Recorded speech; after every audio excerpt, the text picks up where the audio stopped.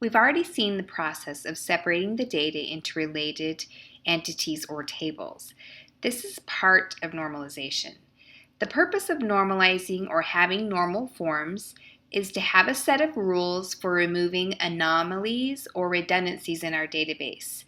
If data is repeated when it shouldn't be, it can cause storage and maintenance problems. So normalizing is going to help with maintaining our database.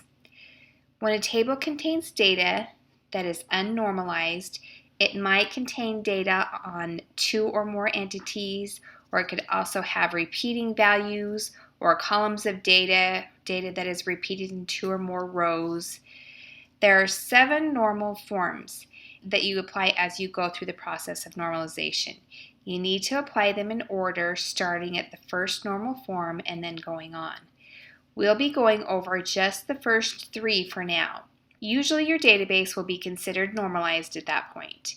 The boys cod through the 6th normal form are applied infrequently, and they are beyond the scope of this course.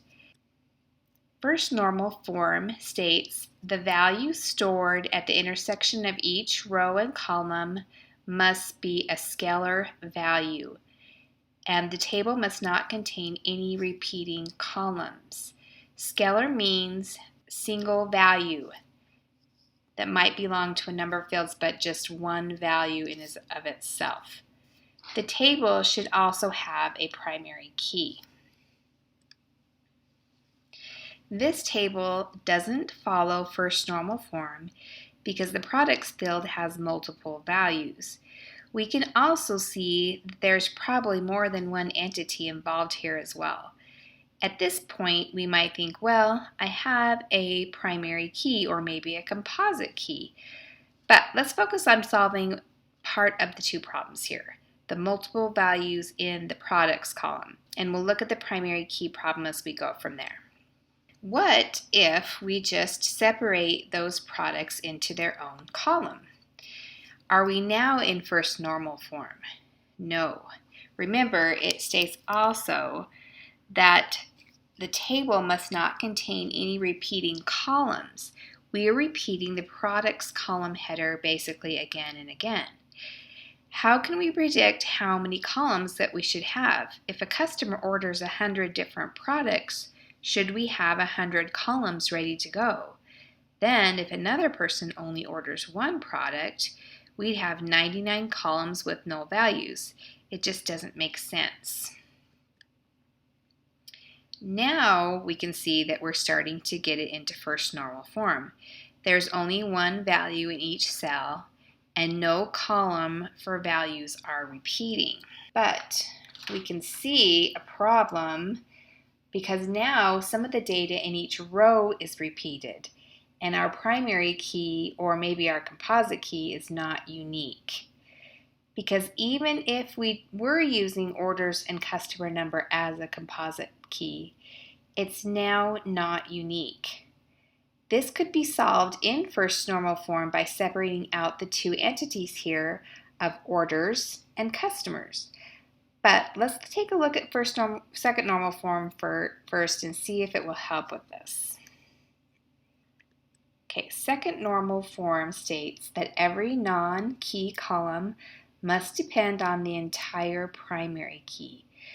This normal form has to do with composite keys, where each field in the row, every value that is not part of the primary key, has to rely on the composite key, relying on both parts of it. Even if somehow we could have used orders and customers as a composite key that uniquely identifies each row, each field does not rely on the entire composite key.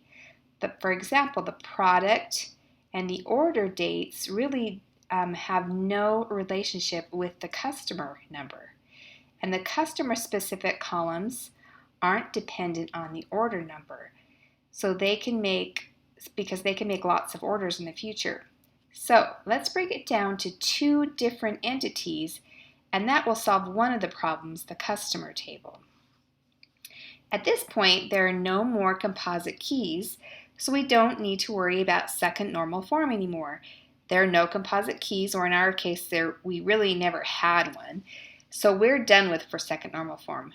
So again, these steps could have been a part of first normal form, separating them out into entities as well. And then when we had come to second normal form, we could have just skipped it because there wouldn't have been any composite keys. We need to apply the third normal form now.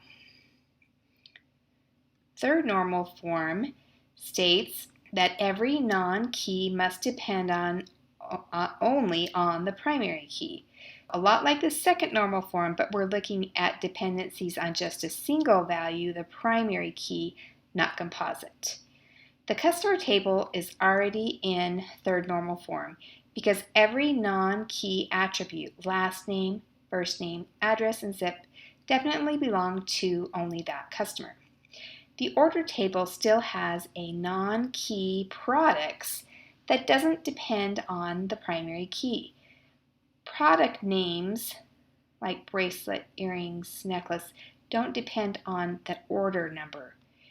We know that they're going to be used in a lot of different orders.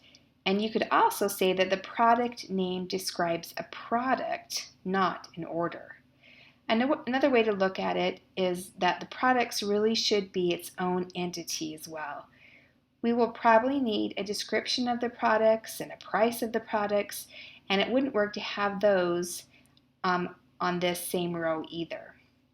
They would belong to the particular product, not the order. But our order date does depend on the product order, and the foreign key of customer needs to be there to relate the two customer and order tables. And again, our primary key is repeating, which is not following what primary keys do. They need to be unique.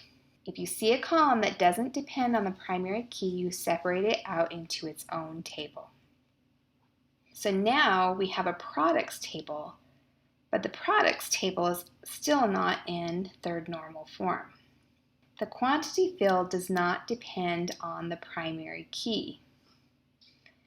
Also, what is the relationship between these two tables? One-to-one, one-to-many, or many-to-many. So we're looking at orders and products. It is many-to-many. Orders can have many products, and products can belong to many orders. So to resolve that and help it put it into third normal form at the same time, we're going to create a linking table. Now we can place quantity inside the linking table where it makes more sense. Now each table is in third normal form. I did add a field onto products at this point called price, which does depend on the product ID, so that fits. You could also have other fields there like the product description, etc. Also notice the linking table. I didn't necessarily need to add a new order line field as the primary key.